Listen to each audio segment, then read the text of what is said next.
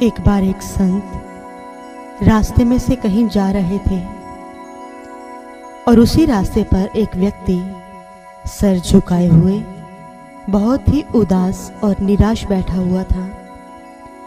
और जब संत उस व्यक्ति को देखते हैं तो मन में दया भाव पैदा होता है और पास जाकर के उस व्यक्ति से पूछते हैं, बेटा तुम इतने निराश और उदास क्यों हो?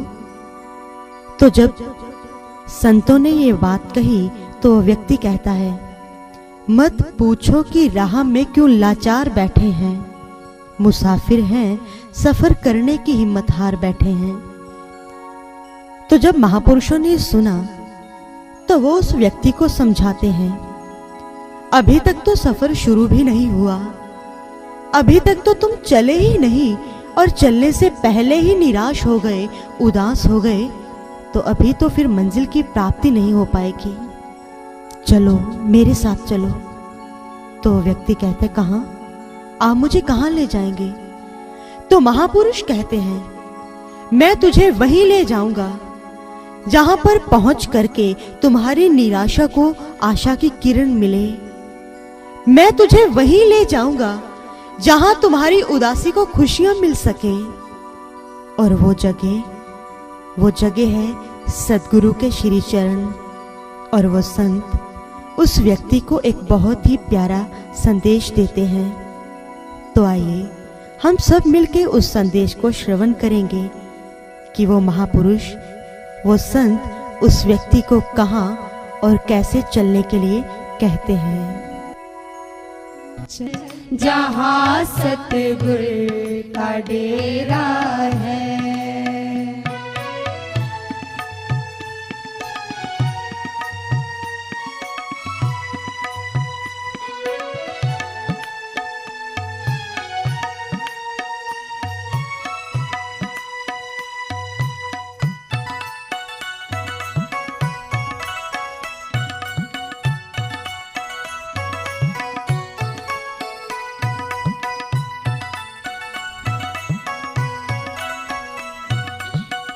बड़ा अनमोल तेरा जीवन, बड़ा अनमोल ये जोगी वाला फेरा है। चल चल रे मुसाफिर चल, जहाँ सतगुरु का डेरा है। चल चल रे मुसाफिर चल, जहाँ सतगुरु का डेरा है।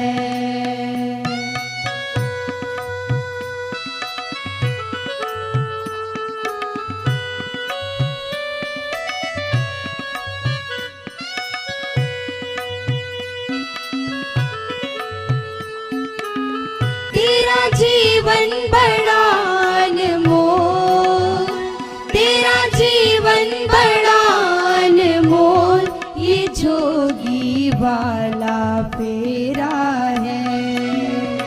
चल चल रे मुसाफिर चल, जहाँ सतगुरु का डेरा है। चल चल रे मुसाफिर चल, जहाँ सतगुरु का डेरा है।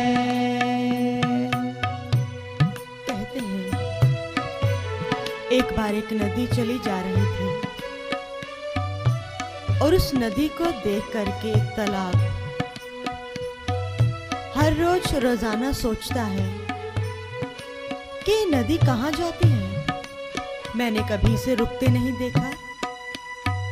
कोई तो ऐसा समय हो कि जिस दिन ये बिल्कुल धीमी रफ्तार से कहीं रुक जाए।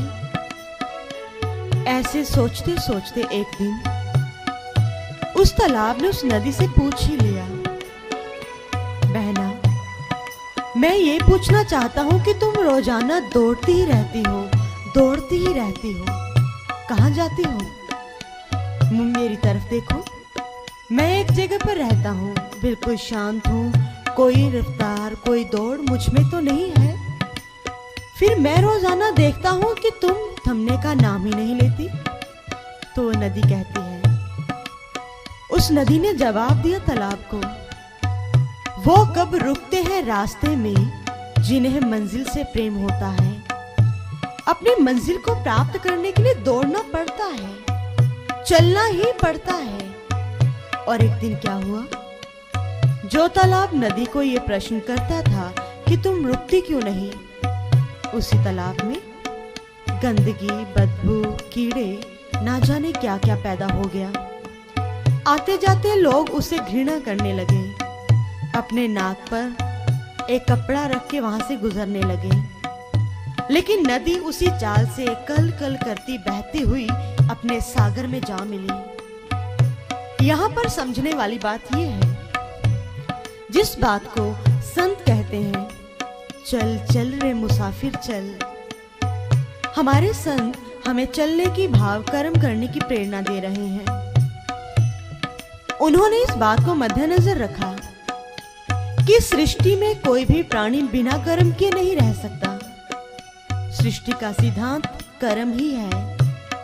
इसीलिए अगर हम अपने जीवन की मंजिल को प्राप्त करना चाहते हैं तो हमें भी चलना होगा, भाव कर्म करना होगा। लेकिन अक्सर ज्यादातर लोग यही कहते हैं, हम आपके कहे बिना, आपसे सुने बिना कर्म कर रहे हैं।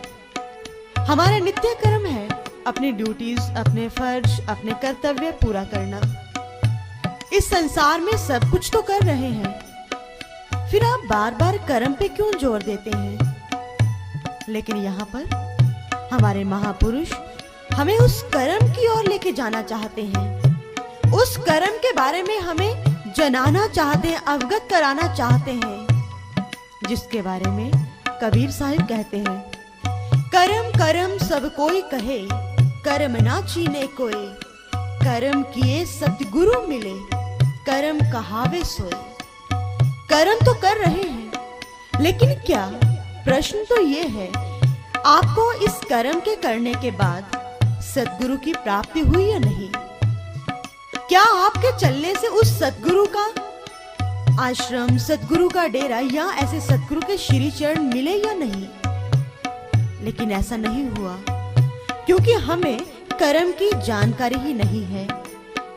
कर्म करते हैं क्योंकि कर्म किए बगैर चलता नहीं है। और इसी बात को हमारे क्राइस्ट बाइबल में कहते हैं, अगर आप मांगोगे तो आपको दिया जाएगा, अगर आप ढूंढते हो तो आप पा जाओगे, अगर आप खटखटाओगे तो आपके लिए खोल दिया जाएगा। कहने का भाव, हर एक काम के पीछे कर्म का होना बहुत जरूरी है। लेकिन यहाँ पर विचारणीय बात है, हमारे संतों ने कर्म करने के साथ साथ एक शब्द पर ज्यादातर जोर दिया है, और वो मुसाफिर। मुसाफिर का मतलब होता है सफर करने वाला, जो लगातार निरंतर सफर करता रहता है, उसे कहते हैं मुसाफिर। और मुसाफिर की एक खासियत है, और वो ये कि वो कभी भी एक जगह पर नहीं रुकता, वो चलता जाता है। उसकी यात्रा, उसका सफर सुबह और शाम जारी रहता है। इसीलिए हमारे महापुरुष हमें कहते हैं, कर्म तो करना है, लेकिन इतना ध्यान जरूर देना कि ये जीवन, ये तुझे जो जीवन मिला है वो मुसाफिरों की भांति मिला है। कहने का भाव, बहुत कम समय के लिए मिला है, और इसीलिए बार बार चेतना है, बार बार जागृत करना इसके पीछे कारण है। कारण यही कि ये जीवन हमें बहुत कम समय के लिए मिला है। और इसीलिए कहते हैं, रैन गए सुन कूच नगारे, अब तो जाग मुसाफिर प्यारे। कर ले अज करने दी वेला, बोहड़ ना होसी आवन तेरा। साईं बुल्ले शाह इसको अपनी पंक्तियों में लिखते हैं, रैन गई सुन कूच नगाड़े। जब रात्रि खत्म होती है तो सुबह का नगाड़ा बजता है, क्योंकि वो हमें संकेत दे रहा है कि चल, जाग जा अपनी नींद से। शास्त्र कहते हैं, उत्तिष्ठ जागृते प्राप्य वराने बोधिता। उठो, जागो और चलो ऐसे किसी संत महापुरुष की खोज में, जो आपको अपने जीवन की मंजिल से मिला दे। और इसी बात को संत कहते हैं कि अगर तू इस सफर को जारी रखता है, अगर तू कर्म करता हुआ ऐसे किसी संत महापुरुष की शरण में पहुंचता है जहां पर जाकर के तुझे इस जीवन की सच्चाई का पता चलता है। और वो सच्चाई क्या है? वो सच्चाई जिसे गुरुवाणी में हमारे गुरु साहिबान लिखते हैं, 184 जोन सवाई मानस को प्रभ दी वड्याई, इस पौड़ी ते जो नर चुके सो आए जाए दुख पाएंदा। एक ऐसी सीढ़ी है जिसके बिल्कुल लास्ट पर हम पहुंच चुके हैं और अगर वहां से गिरते हैं तो नीचे आकर के अनेकों ही चोटें लगती हैं, अनेकों ही परेशानियों का सामना करना पड़ता है और दोबारा से वहां तक पहुंचने के लिए बहुत समय लगता है। इसीलिए इस बेशकीमती शरीर को, इस अनमोल मानव तन को यूं ही नहीं गंवाना चाहिए। कर्म करते हुए इसकी वास्तविकता को जानने का प्रयास कीजिए, लेकिन ये प्रयास, ये यात्रा, इसे संपूर्णता कब प्राप्त होगी? ये यात्रा पूर्ण कब होगी? जब हमें किसी संत, किसी सद्गुरु की शरण ग्रहण होगी। इसीलिए इसी भजन में इन शब्दों को हमारे संत बार बार हमें कहते हैं, चल चल रे मुसाफिर चल, जहां सतगुरु का डेरा है। तो आइए श्रवण करते हैं।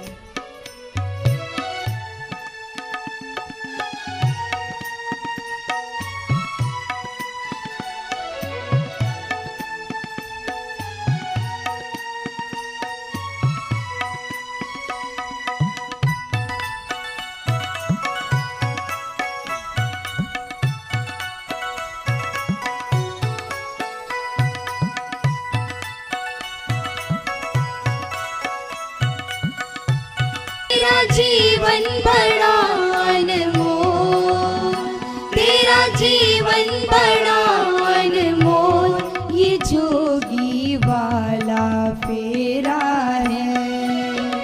चल चल रे मुसाफिर चल, जहाँ सतगुर का डेरा है। चल चल रे मुसाफिर चल, जहाँ सतगुर का डेरा है।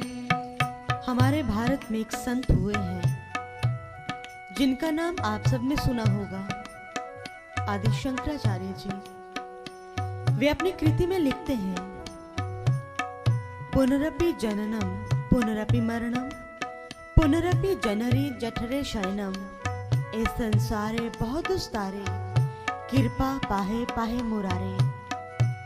वे ईश्वर के समक्ष प्रार्थना करते हैं, हे प्रभु, बार बार जन्म लेना, बार बार मृत्यु को प्राप्त होना, ना जाने कितनी बार माता के गर्भ की अग्नि में जलना और उसके बाद चीखा की अग्नि में जलना, इन सब चीजों से मैं परेशान हो चुका हूँ, मैं दुखी हो चुका हूँ।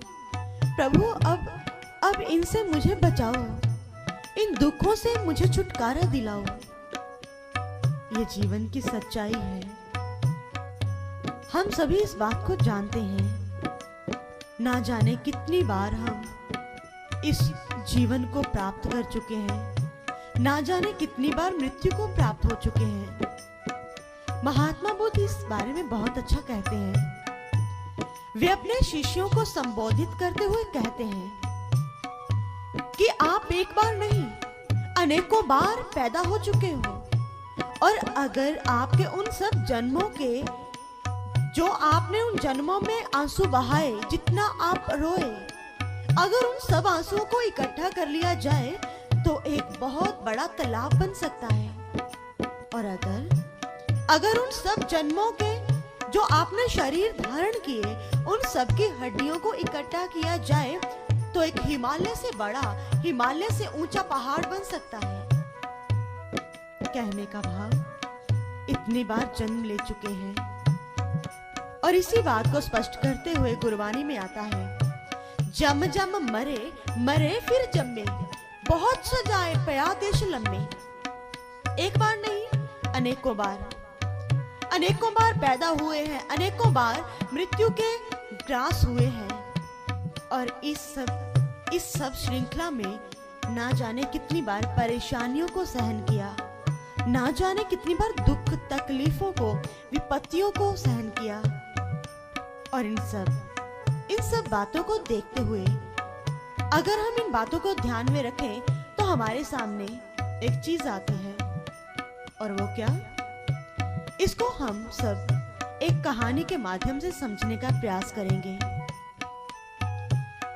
कहते हैं कि एक बार एक व्यक्ति, पुराने समय की बात है, एक बार एक व्यक्ति बीमार हो गया। अब जब बीमार हुआ तो गांव में कोई डॉक्टर नहीं था।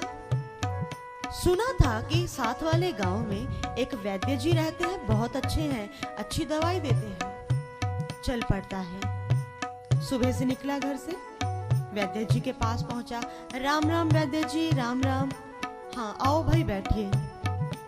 जब बैठ गए तो वैद्य जी ने बीमारी पूछी तो व्यक्ति कहता है कि क्या बताऊं वैद्य जी, शरीर काम ही नहीं करता, थोड़ा सा काम करता हूँ तो पूरा बदन दर्द होने लगता है, थकावट होती है, और इस कारण से मैं बहुत परेशान हूँ। काम के बिना तो चलता नहीं है ना, आप भी घर गृहस्थी वाले हैं, समझते होंगे इस बात को। वैद्य जी ने कहा हाँ हाँ सब समझता हूँ, चिंता नहीं करो, अच्छी सी दवाई देंगे, जल्दी ठीक हो जाओगे। अब वैद्य जी ने दवाई दी और समझाया सुबह दोपहर शाम को ये लेते रहना, लेकिन हाँ एक बात का ध्यान जरूर रखना। क्या? वो ये कि तुमने भोजन नहीं करना। भोजन नहीं करना? अगर मैं भोजन नहीं करूंगा तो मेरा तो शरीर पहले ही नहीं चलता, और भोजन किए बगैर मैं कैसे जीवित रहूंगा? वैद्य जी आप भी कमाल करते हैं। तो वैद्य जी ने कहा मैंने भोजन से मना किया है, इसकी जगह पर तुम खिचड़ी खा लेना, उससे ठीक रहोगे और बीमारी भी जल्दी ठीक हो जाएगी। वैद्य जी मैंने तो खिचड़ी कभी पहले सुना ही नहीं है, क्या होती है? तो वैद्य जी ने बताया कि ये चावल और दाल से बनती है, अपनी पत्नी को बोल देना, वो आप तुझे बना करके दे देगी। जैसे ही वो चला वहां से तो मन में एक बात आती है कि ये ना हो कि मैं घर जाते जाते उस बात को भूल जाऊं और मेरी बीमारी भी ठीक ना हो, और मैं इतनी दूर दवाई लेने के लिए आया उसका भी कोई फायदा ना हो। चलो क्यों ना इस बात को बार बार बोलता जाऊंगा तो घर तक जाते जाते तो याद हो ही जाएगी ना। तो जो ही रटना शुरू करता है, खिचड़ी खिचड़ी खिचड़ी खिचड़ी, रटता जा रहा है। जैसे ही रटता गया जुबान सूखने लगी। बीमार पहले था, अब क्या करूं, जुबान सूख रही है, पानी पीना चाहिए, कहां से पिए? इधर उधर देखा तो सामने देखता है पानी का कोई वहां पर प्रबंध है, पीने के लिए पानी मिल गया। पानी पिया, हाथ मुंह धोया, थोड़ा ठीक लगा, हाँ अब लगता है कुछ ठीक लग रहा है। लेकिन जैसे ही फिर दोबारा उठा वहां से, मन में फिर बात आती है, अरे मुझे तो वैद्य जी ने कुछ खाने के लिए कहा था, वो क्या था? दिमाग पर जोर देता है और एकदम से याद था, हाँ वैद्य जी ने कहा था कि तुमने खाचुड़ी खानी है, खाचुड़ी खाचुड़ी खाचुड़ी खाचुड़ी। जैसे ही बोलता जा रहा है तो रास्ते में पड़ रहे खेतों का मालिक चिड़िया को उड़ा रहा था, क्योंकि वो उसकी फसल को बर्बाद कर रही थी। तो जैसे उसने दूर से सुना, अरे ये कौन महाशय चले आ रहे हैं, ये चिड़िया को उड़ाने के बजाय बैठने और खाने के लिए बोल रहे हैं। थोड़ा दूर से देखा, हाँ चले आ रहे हैं, आते जाओ, आ जाओ। जैसे वो पास में आए तो पकड़ करके 2-4 चांटे लगाए, और जब चांटे लगे तो चांटे खा करके कौन चुप रहेगा, सबको रोना तो आ ही जाता है ना। बहुत रोया। मुझसे क्या गलती हो गई महाराज, मैं तो पहले ही परेशान हूँ, बीमार हूँ, और ऊपर से आपने ये मुझे पीट दिया। तो वो कहता है, तुझे नहीं पता, तू मेरी रोजी रोटी पर ये सब करने के लिए, खराब करने के लिए आ गया। मैं चिड़िया को उड़ा रहा हूँ और तू बोले जा रहा है कि चिड़िया खाते जाओ। वो बोला क्या बता दो, मैं क्या बोलूं? तू बोल कि चिड़िया आती है तो फसल खराब करती है, इसीलिए उड़ चिड़ी उड़ जा। चिड़िया को उड़ने के लिए बोल दिया। अब कुछ ही दूर पहुंचा था ये बोलते बोलते कि शिकारी आगे से शिकार पकड़ रहा था, चिड़ियों का ही। अब जैसे ही उसने सुना, अरे ये कौन, ये चिड़िया को उड़ने के लिए कौन बोल रहा है? ये तो पहले ही नहीं आती और ये दूसरा और आ गया चिड़िया को उड़ाने वाला। जैसे ही उसने देखा कि ये व्यक्ति चला आ रहा है तो उसने क्या किया, जैसे ही पास आया तो उसने भी पकड़ के दूसरी तरफ 2 चांटे लगा दिए। फिर परेशान, क्या करूं, मैं पहले ही परेशान हूं, अब आप बताओ कि मैं क्या बोलूं। पीछे से जो बोल रहा था उसने मना कर दिया, अब जो बोल रहा हूं आप मना करते हैं, फिर आगे क्या बोलूं। तो वो कहता है तू बोल, आते जाओ फंसते जाओ, आते जाओ फंसते जाओ। कहते ठीक है, अब चल पड़ता है आगे। जैसे ही आगे पहुंचा तो सामने से चोर चोरी करते चले आ रहे हैं। और जब चोरों ने देखा कि आते जाओ फंसते जाओ, अरे हो ना हो ये जरूर कोई भेदी लगता है, हमें जानता पहचानता है इसीलिए बोल रहा है आते जाओ तो फंसते जाओ, हो ना कोई जरूर कोई चाल होगा बिछा हुआ। तो 2-4 थे, सबने मिलकर के पकड़ के जोर जोर से पीट दिया उसे। बहुत रोया, बहुत रोया। अब क्या करूं, मन में कुछ सूझ ही नहीं रहा। अब आप बता दो मैं क्या करूं, मैं पागल हो जाऊंगा इससे और आगे चला गया तो। बोल अगर तू सही रहना चाहता है तो हमारी बात मान ले और जो हम कहेंगे उसी बात को बोलते रहना। हाँ बता दो। तो उसने कहा कि तू बोल, लेते आओ रखते जाओ और ले आओ, ये लेते आओ रखते जाओ और ले आओ। वैसे ही बोलता बोलता वो आगे गया तो होता क्या है कि गांव में से किसी व्यक्ति की मृत्यु हो चुकी थी और उसे सब गांव वाले शमशान घाट लेके जा रहे थे। अब सब तो दुखी हैं, रो रहे हैं, स्त्रियां रो रही हैं, बच्चे रो रहे हैं, बुजुर्ग बेचारे मौन धारण किए हुए जा रहे थे। व्यक्ति ही कुछ ऐसा था जिसकी मृत्यु हुई थी। वैसे भी मृत्यु पे कौन नहीं रोता, सबको ही तो दुख होता है। लेकिन उस व्यक्ति को कुछ नहीं सूझ रहा, वो अपने ही लय में आते जाओ, लेते आओ, रखते जाओ और ले आओ। और जब सबने सुना रही है ये कौन है, इसे ये कोई ध्यान ही नहीं कि क्या हो गया, ये सब रो रहे हैं और ये अपनी ही धुन में बोले जा रहा है। और जैसे ही सबने देखा, वो सबने इशारा किया समझाओ इसे थोड़ा। चलो सबने मिल करके पीटना शुरू कर दिया। बेचारा फिर बेहाल, चिल्ला रहा है छोड़ो मुझे, क्यों मार रहे हो। तो भीड़ में से एक व्यक्ति कहता है छोड़ो नहीं, पीट पीट के खिचड़ी बना डालो इसकी। जैसे ही खिचड़ी का नाम सुना तो बस हाँ यही तो भूल गया था जिसके कारण इतनी दूर से पीछे से मार खाता हुआ चला रहा हूं मैं। कहीं हमारे साथ तो ऐसा नहीं होगा, हो ना जाए। इसके लिए जरूरी है कि हम उस चीज को जान लें जिसको भूलने के बाद हमें इन कठिनाइयों का सामना करना पड़ता है। और वो चीज जिसके बारे में संत कहते हैं, वे कहते हैं कि ये जीवन, ये मरना, जन्म लेना, मरना, ये एक खेल मात्र है, एक खेल है। और वो खेल क्या, बाजीगर डंक बजाई सब खलक तमाशे आई। मदारी गांव में आकर के डफली बजाता है और पूरा का पूरा गांव, बच्चे बूढ़े जवान सबके सब इकट्ठा हो जाते हैं वहां पे देखने के लिए। इसी तरह से ईश्वर ने इस सृष्टि को, इस संसार को रचित किया है और इसे सब यहाँ पर देखने के लिए आए हैं। एक खेल मात्र है ये। और क्या खेल है, कौन सा खेल है, इसके बारे में किसी शायर ने बहुत अच्छा लिखा है। ये दुनिया सराय फानी देखी, हर चीज यहाँ आनी जानी देखी, आकर न जाए वो बुढ़ापा देखा, जाकर न आए वो जवानी देखी। ये खेल है। कभी आपने किसी बूढ़े को जवान होते हुए देखा है? बिल्कुल नहीं। जब जवानी चली जाती है तो कभी वापस आती देखी है? बिल्कुल नहीं। इसीलिए हमारे संत कहते हैं कि अगर इस खेल को तू समझना चाहता है तो हर एक खेल का आधार नियम हुआ करता है। अगर उस खेल में से उस नियम को हटा दिया जाए या फिर निकाल दिया जाए तो खेल बाकी नहीं बचता।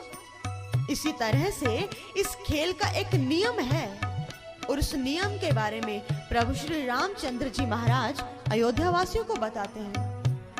वे कहते हैं, सो सेवक प्रियतम मम सोई, मम अनुशासन माने जोई।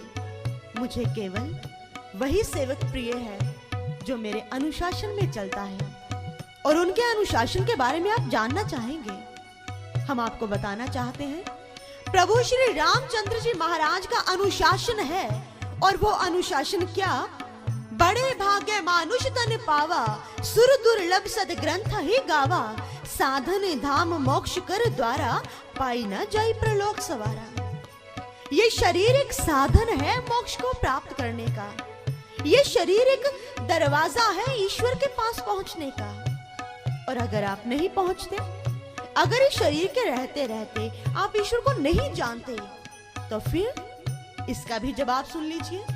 जो ना तरे भव सागर, नर समाजस पाई, सो कृत निंदक मंद मत, आत्म आहान गत जाई। फिर समझ लेना कि हम सब अपनी आत्मा की हत्या कर रहे हैं। हम बहुत से लोगों के बारे में सुनते हैं, फला आदमी ने आत्महत्या कर ली, किसी ने फंदा लगा लिया, किसी ने जहर खा ली, किसी ने नदी में छलांग लगा दी, आत्महत्या कर ली। बहुत बुरा हुआ। हम ये कहते हैं ना, लेकिन हमारे संत कहते हैं अगर आपने ईश्वर को नहीं जाना तो आप भी आत्महत्यारे हो, आप भी आत्महत्या कर रहे हो अगर ईश्वर को नहीं जानते।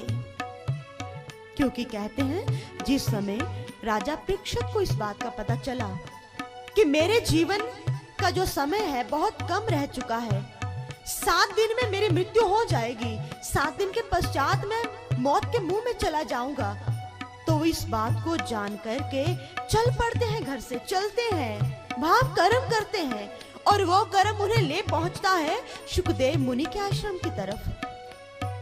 हमारी भी तो 7 दिनों में मृत्यु होगी। आप ही सोचिए, सप्ताह के 7 दिन होते हैं, 8वां तो कोई दिन है ही नहीं, और उन 7 दिनों में किसी भी समय, किसी दिन, किसी वक्त हमारी मृत्यु हो सकती है। क्या कभी हमने ये विचार किया कि हमारी मृत्यु निश्चित है, निकट है, बहुत पास में है, तो क्या हम ऐसे किसी संत महापुरुष की शरण में चले जाएं, जहां पर जाकर के हमें हमारे जीवन की वास्तविकता के बारे में पता चले? कभी नहीं किया। अगर नहीं किया तो करना चाहिए। अगर करना चाहते हैं तो करो, चलो करते हैं, क्योंकि गुरबानी प्रमाण देती है इस बात का। पई परापत मानुख दे हुरिया, गोविंद मिलन की एह तेरी बरिया। शरीर मिला है तो ईश्वर को प्राप्त करने के लिए। तो क्या सोच रहे हैं? सोच विचार को छोड़ करके चलने की जरूरत है। नेक काम में देरी नहीं करनी चाहिए, ये हमारे बड़े बुजुर्ग कहते हैं। इसीलिए अगर चलेंगे तो पहुंच जाएंगे श्री सद्गुरु के चरणों में, जहां पर हमें हमारे जीवन की मंजिल मिलने वाली है, जहां खुशियां हैं, जहां पर आनंद है, शांति है, जहां पर जीवन की सच्चाई है। तो सब मिलकर के चलेंगे ऐसे ही संतों के पास। तो आइए श्रवण करते हैं कि आगे वो हमें क्या समझाना चाहते हैं। बड़ा अनमोल तेरा जीवन, बड़ा अनमोल ये जोगी वाला फेरा है।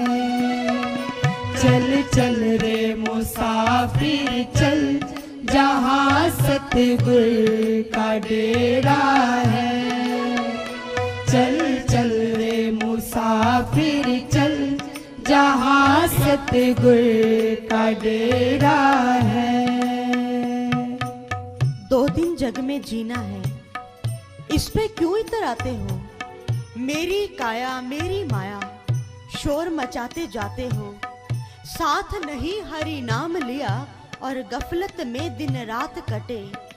काया भी बदनाम करी, अफसोस के खाली हाथ चले। ये है जीवन की सच्चाई। और इस 2 पल के जीवन में हम कितना इतराते हैं? झांक करके देखो अपने भीतर। इस शरीर को संवारने में लगे हुए हैं, दिन रात औपचारिकता है इस शरीर को सुंदर बनाने की।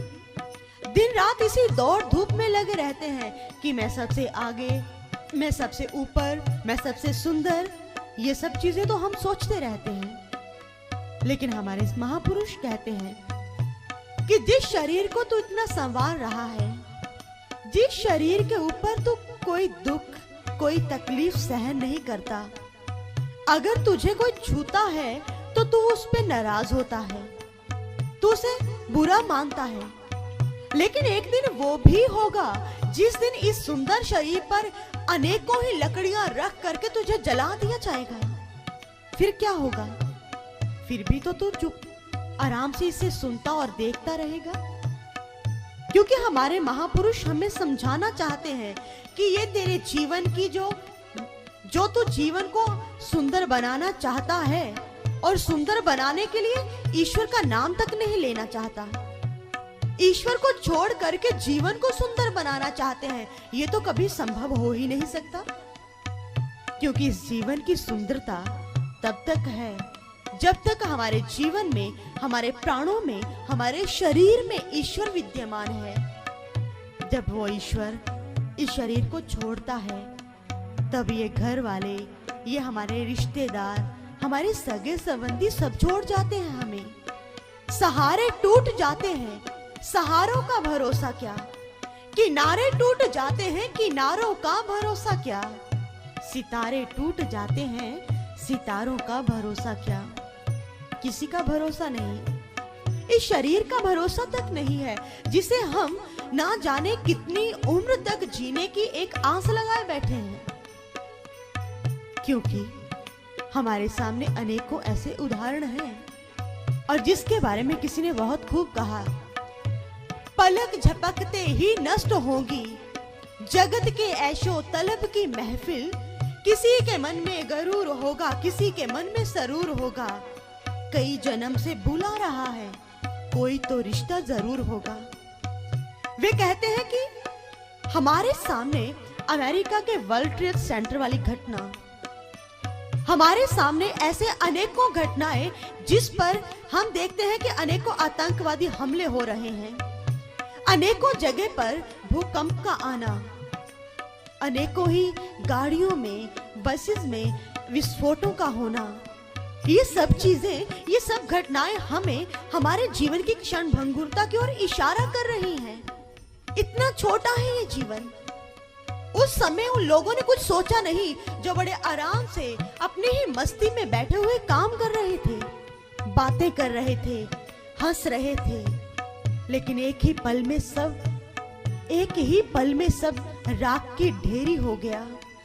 वो सब लोगों की हंसी एकदम से गायब हो गई, सबके सब मिट्टी में जा मिले। ये सब घटनाएं हमें समझाती हैं कि इंसान जब तक इस शरीर को कोई रोग नहीं सताता, जब तक इस जीवन में तुम्हारा शरीर स्वस्थ है, जिस समय तक तुम इस संसार में जीवित रहते हो, अगर तब तक इस शरीर के रहते रहते तुम ईश्वर की प्राप्ति करते हो, तब तो ठीक है।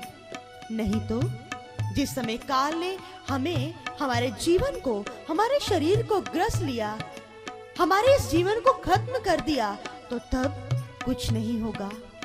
फिर रोना है, फिर पछताना है, लेकिन फिर अब पछताए हो तो क्या, जब चिड़िया चुग गई खेत। अब कुछ नहीं होने वाला, रो नहीं, पछताओ नहीं, क्योंकि अब तो सब कुछ खत्म हो चुका है, कुछ नहीं बनने वाला। लेकिन इसका एक कारण है, और वो कारण हमारे संत कहते हैं। हमारे हिंदुस्तान में ज्यादातर यही एक गलती रहती है, और वो क्या, भारतीय लोग तरक्की क्यों नहीं कर पाते। हम ही में से बहुत से लोग हैं, चाहते हुए भी सफलता नहीं मिलती। इसका कारण है, और कारण ये कि हम समय की कदर को नहीं जानते। हमारे पास समय होता है तो हम उसे यूं ही गवा देते हैं, कोई बात नहीं, कर लेंगे, इतनी भी क्या जल्दी है, जब जीना है बरसों, अभी तो बरसों तक जीना है। ये तो खाने पीने के, खेलने कूदने के दिन है, मौज मस्ती करने के, एंजॉय करो। ये सब बातें तो बात की हैं, बाद में सोचेंगे, अभी तो समय भी नहीं है ना। पढ़ना लिखना है, पढ़ाई करनी है, बिजनेस भी करना है, सब कुछ जीवन को, अपनी लाइफ को स्टैंड करने के लिए तो बहुत कुछ सोचना पड़ता है। इस गरूर में हम लोग रहते हैं, इसीलिए बस वहीं के वहीं, कुछ भी तो नहीं हुआ। क्योंकि समय और समुद्र की लहरें कभी किसी का इंतजार नहीं करती, वे बहती जाती हैं, चलती जाती हैं, कोई उसे देखे या ना देखे, कोई उसे छुए या ना छुए। इसीलिए हमारे महापुरुष हमें कहते हैं कि ये समय बहुत ही बड़ा, बहुत कीमती है। एक बार आदि शंकराचार्य जी से किसी ने पूछा, हमारे जीवन की सबसे बड़ी हानि क्या है? तो आदि शंकराचार्य जी बहुत अच्छा जवाब देते हैं। वे कहते हैं कि हमारे जीवन की सबसे अपूर्ण हानि है जो कभी पूरी नहीं हो सकती, और वो समय का व्यस्त, नष्ट हो जाना। अपूर्ण हानि कहने का भाव जो कभी पूरी नहीं हो सकती। हमारे जीवन का समय अगर व्यर्थ चला गया तो नेपोलियन बोनापार्ट अपनी एक डायरी में लिखते हैं कि जो समय हम व्यर्थ में गवा देते हैं वे समय हमारी बदकिस्मती के खजाने में जमा हो जाता है। क्योंकि एक बार नेपोलियन बोनापार्ट ने अपने जर्नैल को घर पे अपने पास हम अपने साथ भोजन पे निमंत्रण दिया। जब भोजन पे बुलाया तो उसी दिन उसी समय नेपोलियन ने बिल्कुल ठीक समय पर भोजन को तैयार करवाया, टेबल पर लगवाया और इंतजार करने लगा। लेकिन क्या हुआ, जर्नैल नहीं पहुंचा, समय से थोड़ा लेट हो गया। लेकिन नेपोलियन ने बिल्कुल सही राइट समय पर भोजन किया और जैसे ही भोजन करके उठने लगे तो जर्नैल पहुंचता है। नेपोलियन कहते हैं, क्षमा कीजिए, अब भोजन का समय तो व्यतीत हो गया, अब काम का समय है, चलो काम पर चलते हैं। इसी तरह से हमारे साथ होता है, जब हम समय को खो देते हैं तो उस समय फिर हम बाद में पछताते हैं, कुछ भी नहीं हाथ लगता। ना खुदा ही मिला, ना वसाले सनम, ना इधर के रहे ना उधर के रहे, कुछ भी तो नहीं मिला। घर से चलते हैं लेकिन गाड़ी छूट जाती है तो फिर रोते हैं, काम नहीं बनता फिर रोते हैं। लेकिन अब रोने से क्या होगा जब पहले ही समय को नहीं समझा। इसीलिए गुरबानी में हमारे महापुरुष कहते हैं कि जिस समय इंसान वास्तविकता को प्राप्त करता है, जिस समय इंसान वास्तव में इंसान बनता है, तो समझ लेना कि उस दिन उसने समय की कदर को जाना होगा। क्योंकि गुरबानी कहती है, वक्त विचारे सो बंदा हुई। जो वक्त को पहचानता है वो इंसान होता है। जानवर तो नहीं पहचानते, उनका क्या है, कहीं भी कभी भी किसी भी समय आराम से सोते हैं, खाते हैं, उन्हें नहीं पता कि समय खाने का है, सोने का है, कुछ नहीं इतना पता। जिस तरह से एक व्यक्ति बेचारा रात को घूम रहा था ऐसे गलियों में, लेकिन अचानक क्या होता है कि एक कुत्ता आकर के उसकी टांग को पकड़ लेता है और काट लेता है। चिल्लाता है, दर्द होता है, लेकिन पास ही में देखा एक डॉक्टर है, जाकर के उसका दरवाजा नॉक करता है। डॉक्टर अंदर से बोलता है, कौन? वो व्यक्ति कहता है, डॉक्टर साहब, कुत्ते ने काट लिया है, दर्द हो रहा है, इंजेक्शन लगवाना है।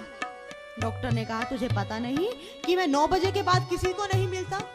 हाँ डॉक्टर साहब, पता है ना, मुझे तो पता है, उस कुत्ते को तो नहीं पता था ना कि आप 9 बजे के बाद नहीं मिलते, उसने तो काट ही लिया मुझे। ऐसी है, जानवर नहीं जानते समय की कद्र को, इंसान जानता है, और जिस समय जानता है तो फिर वो चलता है। लेकिन ऐसे नहीं चलते जैसे हम चलते हैं, चलो चली सब कोई कहे, मोहे अंदेशा और सतगुरु से परिचय नहीं, पहुंचोगे कहां ठोर। चल तो रहे हैं लेकिन हमें ये नहीं पता कि हमने जाना कहां है, पहुंचना कहां है। हमें जब लक्ष्य वहीन यात्रा कर रहे हैं, हमारा कोई लक्ष्य नहीं है, हम वैसे ही चले जा रहे हैं। लेकिन आज लक्ष्य का चयन करना होगा, लक्ष्य को पहचानना होगा, और वो लक्ष्य क्या है? सद्गुरु। हमेशा सदैव हमारे महापुरुष ऐसे सद्गुरु की महिमा गाते रहते हैं, क्योंकि उन्हीं के सानिध्य में पहुंच करके हमें जीवन की सच्चाई का पता चलता है। तो क्यों ना फिर हम भी चलते हैं, बार बार कहने के बजाय एक बार चल पड़ते हैं ऐसे ही महापुरुषों की शरण में, जहां पर जाकर के हमें और भी बहुत कुछ सुनने को मिलेगा, और भी बहुत कुछ सीखने को मिलेगा, और भी बहुत कुछ धारण करने को मिलेगा। और क्या, आइए श्रवण करते हैं।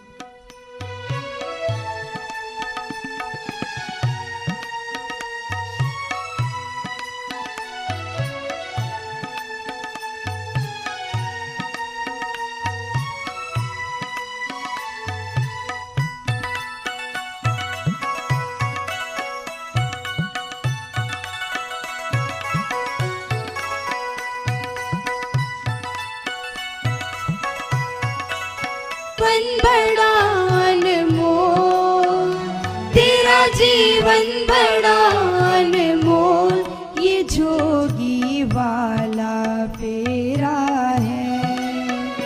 चल चल रे मुसाफिर चल, जहाँ सतगुर का डेरा है।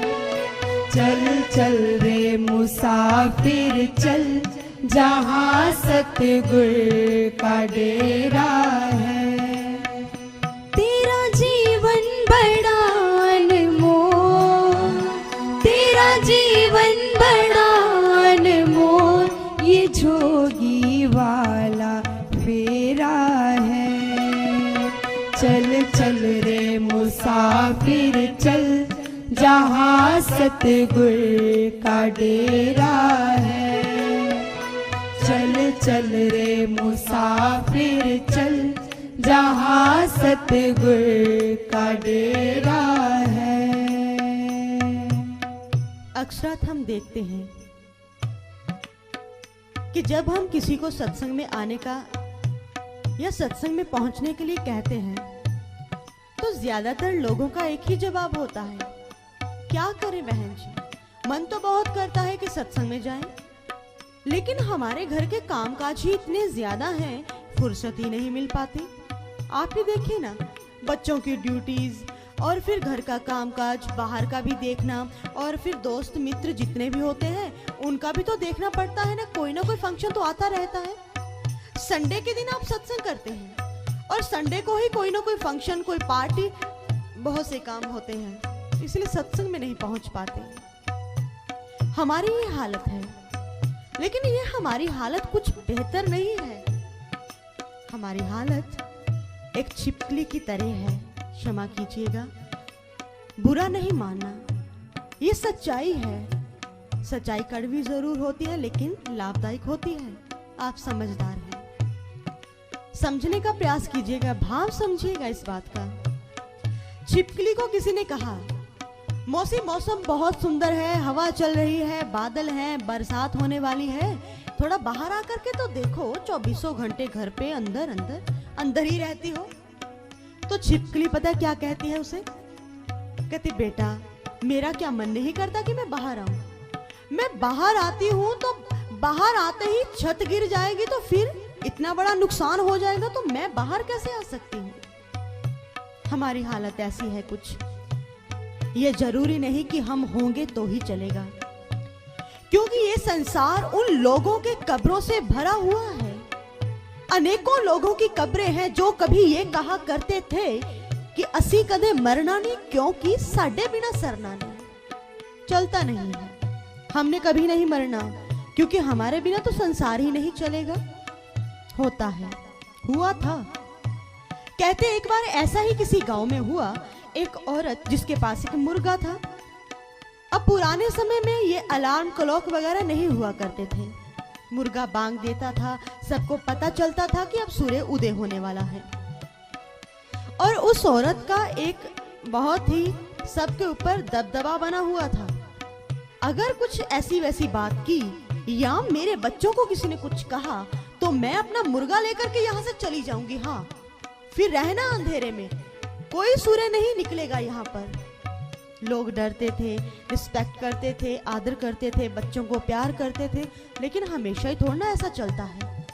एक दिन बच्चे खेल रहे थे, बच्चों का झगड़ा हो गया और झगड़ा हुआ कि वो बच्चे चल पड़े माँ के पास। माँ पता है वो फलां के लड़के ने मुझे मारा, मुझे गाली दी। माँ तो बस सुन करके हो गई, क्रोध आने लगा, चढ़ गया पारा सर पे, तो चल पड़ती है। वहां पर सब लोग इकट्ठे होते हैं, सब में जा करके बोलती है, मैंने पहले आपको कितनी बार समझाया था कि कभी भूल करके भी मेरे बच्चों को कुछ मत कहना, लेकिन आज फिर एक बार ऐसा हुआ, अब मैं सहन नहीं करने वाली। हाँ, अब मैं जा रही हूँ इस गांव को छोड़ के, रहना अंधेरे में, मुर्गा बांग नहीं देगा तो सूर्य भी नहीं निकलेगा। हाँ, सबने समझाया, बहन जी बच्चों की तो बात है, आप खामखाई नाराज हुए जा रही हैं। लेकिन बहन जी कहाँ समझने वाली, वो तो गुस्सा हुए जा रही है उल्टा, और लेती है अपना सामान, बांधती है, बच्चों को लिया, मुर्गे को लिया, चल पड़ी दूसरे गांव। अब लोग बड़े चिंतित थे क्योंकि उनके मन में एक ये वहम बैठा हुआ था कि मुर्गे के बोलने से ही सूर्य निकलता है। लेकिन क्या हुआ कि चिंता में नींद तो आई नहीं, तो सब के सब लोग रात के 2-3 बजे उठ करके काम करने लगे। तब तो अंधेरा होता ही है। उन्होंने सोचा कि सूर्य तो निकलने वाला नहीं, इसीलिए अंधेरे में ही काम करना पड़ेगा। लेकिन ये नहीं होता, ऐसा कभी नहीं होता। जैसे ही सूर्य निकलने का समय हुआ तो सूर्य अपनी छटा को बिखेरता हुआ मंद मंद किरणों की रोशनी को लेकर के वो धरती पर आता है। और जब ऐसा हुआ तो लोग हैरान होते हैं, हैरानी के साथ खुश भी होते हैं, नाचते हैं, गाते हैं। भैया देखो देखो, भैया तू भी देख, आप भी देखो, वो सामने सूर्य है, सूर्य ये कैसे हो गया। तो सयाने लोग जो बीच में बड़े बुजुर्ग थे वो उन्हें समझाते हैं कि ये तो निकलेगा ही निकलेगा, जरूरी नहीं कि मुर्गा बांग देगा तो ही ये आएगा। काफी दिन ऐसे बीत गए तो वो औरत सोचती है कमाल की बात है, कोई पीछे तक भी नहीं आया, कोई मनाने के लिए, मिन्नत करने के लिए कम से कम आता तो सही कि नहीं बहन जी चलिए ना, मुर्गा आपका मुर्गा बांग देगा तो सूर्य निकलेगा, चलो खुद ही चल करके देख लेती हूँ। जैसे ही वो गई तो देखा सब लोग काम कर रहे हैं, सबके सब रोशनी में सूर्य निकला है, धूप निकली हुई है पूरी। जब उसने एक व्यक्ति को बुलाया, इधर आओ। हाँ जी, तुझे पता नहीं कि मैं यहाँ आई हूँ? फिर उस व्यक्ति ने कहा फिर मैं क्या करूँ? अच्छा, बहुत अकड़ हो गई है, ये सब क्या हो रहा है, मैं तो हैरान परेशान हुए जा रही हूँ देख के। वो कहते आप परेशान ही रहिए, हम भी पहले बहुत परेशान रह चुके हैं आपसे। हमारे मन में ये वहम डाल दिया कि मुर्गा बोलेगा तो सूरज निकलेगा, लेकिन अब हम आपकी बातों में नहीं आने वाले, ये तो निकलेगा ही निकलेगा। हाँ, ये सच्चाई है। इसलिए हमारे महापुरुष कहते हैं दुनिया के मेले चलते रहेंगे, तू चाहे जिए ना जिए, ये दुनिया चलती रहेगी भैया। ये दुनिया किसी के जाने से रुकती नहीं है, ये चलती रहती है। हो सकता है कि हमसे बेहतर चलने लगे ये, जो काम हम अच्छे ढंग से नहीं कर पाए, हो सकता है कि हमारे आने वाली जनरेशन उसे अच्छे ढंग से कर दे। इसी तरह से इस दुनिया के चलते चलते हमारे महापुरुष भी समय समय पर अमृत की वर्षा करते रहते हैं, हमें समझाते रहते हैं। और उसे कोई पिए या ना पिए ये उन्हें नहीं, उनका सरोकार इस बात से नहीं, वो अपनी अमृतमय वर्षा करते ही रहते हैं। क्योंकि सतगुरु देव परतख हर मूरत, जो अमृत वचन सुनावे। सतगुरु हमेशा ही अमृत प्रवचनों का प्रवाह करते रहते हैं, लेकिन कोई उसे सुन करके अपने जीवन में लागू करे या ना करे, एक चौकीदार का काम क्या है? कोई जागे या ना जागे ये मुकद्दर उसका, कोई जागे या ना जागे ये मुकद्दर उसका। हमारा फर्ज है आवाज लगाते जाना। ये तो हमारी किस्मत है कि हम इन विचारों को सुन करके अपने जीवन में धारण करते हैं, अपने लाइफ में, अपने जिंदगी में इसका कुछ फायदा लेते हैं या नहीं। महापुरुष तो देते रहते हैं, सुनाते रहते हैं, चलाते रहते हैं, कोई इसे ले या ना ले। क्योंकि जिस समय हमारे महापुरुष इस धरा पर आते हैं तो सबसे पहले वो खुद अकेले, बिल्कुल अकेले चलते हैं, ऐसे विचारों को लेकर के, ऐसे अमृत की वर्षा को लेकर के। और जिस समय वो इसको बरसाते हैं तो उस समय इनको सुन करके धारण करने वाले लोग एकदम से इसे स्वीकार नहीं कर लेते। आप देखिए भौतिक जगत में क्या होता है, बारिश होती है ना, बारिश के होने के बाद धरती एकदम से ठंडे थोड़े ना हो जाती है। उस धरती में से पहले गर्मी निकलती है, गर्मी निकलने के पश्चात फिर उस धरती में थोड़ी ठंडक आती है, फिर ठंडी हवा चलती है, मौसम सुहावना हो जाता है। इसी तरह से वो अकेले ही चले थे जानी बेमंजिल, लोग आते गए और कारवां बढ़ता गया। अकेले चले थे, महापुरुष अकेले चलते हैं, लेकिन धीरे धीरे करते करते लोग आते जाते हैं, कारवां बढ़ता जाता है, लोग आते जाते हैं, कारवां बढ़ता जाता है। ऐसा कारवां जिसमें सच्चाई है, ऐसा कारवां जिसमें प्रेम है, शांति है, सद्भावना है, एकता है, ऐसा कारवां है ये सतगुरु का, और ये ऐसी हकीकत है जो देर से सही लेकिन अपना प्रभाव जरूर छोड़ती है, सबको प्रभावित जरूर करती है। और ऐसी ही सर्वश्री आशुतोष महाराज जी ने आज से 2 दशक पूर्व दिव्य ज्योति जागृति संस्थान आध्यात्मिक एवं सामाजिक कल्याण के कार्यों के लिए स्थापित किया है, और जिसमें पूरे विश्व को आवाहन है ब्रह्म ज्ञान के द्वारा आत्मिक शांति के लिए, क्योंकि ब्रह्म ज्ञान केवल मुट्ठी भर लोगों का विशेष अधिकार नहीं, वर्ण संपूर्ण मानव जाति का अधिकार है। और इसी बात को क्रियान्वित करता हुआ आज ये संस्थान पूरे विश्व में मातस्य अवतार की तरह फैल चुका है। हर एक घर, हर एक कोने में, हर एक शहर, गांव, हर एक देश में, पूरे विश्व में इसका प्रचार है। और आज इस अमृतमय वर्षा में अनेकों लोग पान कर रहे हैं, लाखों ही इस अमृत वर्षा का पान कर चुके हैं और अपने जीवन में आत्मिक शांति, मानसिक शांति को प्राप्त कर चुके हैं। तो फिर हम क्यों पीछे रहे? हम क्यों बैठे हुए हैं इतने आराम से? हमें चलना चाहिए, हमें भी चलना है ऐसे कारवां में, जिस कारवां में इतना आनंद है, इतनी खुशियां हैं, और जिस कारवां में दाखिल होने के पश्चात और कुछ नहीं, कुछ कम नहीं, बल्कि हमें हमारे जीवन की मंजिल मिलती है। और उसी जीवन की मंजिल को प्राप्त करने के लिए तो इस संसार में पैदा हुए हैं, इस शरीर को, इस जन्म को प्राप्त किया है। तो इसीलिए प्रिय भगवत प्रेमियों, हम सब मिलकर के इस कारवां में शामिल हो करके अपनी मंजिल को जरूर जरूर जरूर प्राप्त करेंगे। तो आइए चलते हैं।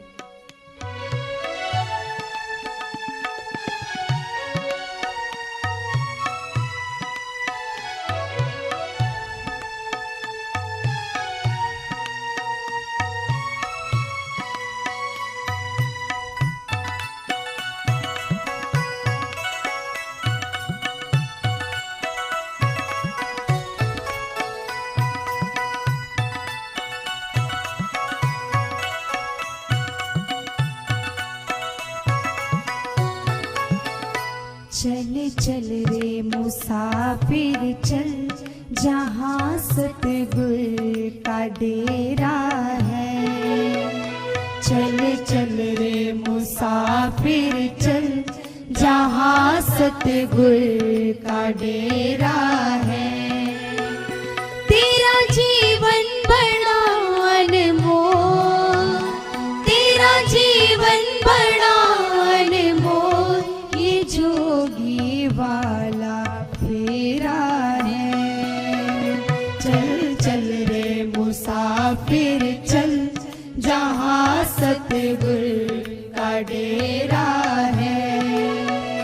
चल चल रे मुसाफिर चल, जहाँ सतगुर का डेरा है। चल चल रे मुसाफिर चल, जहाँ सतगुर का डेरा है। चल चल रे मुसाफिर चल, जहाँ सतगुर। YouTube पर DJJS वर्ल्ड को अभी सब्सक्राइब करें और नियमित सूचनाओं के लिए घंटी का चिन्ह अवश्य दबाएं। साथ ही Instagram, Facebook और Twitter पर करें DJJS वर्ल्ड को फॉलो।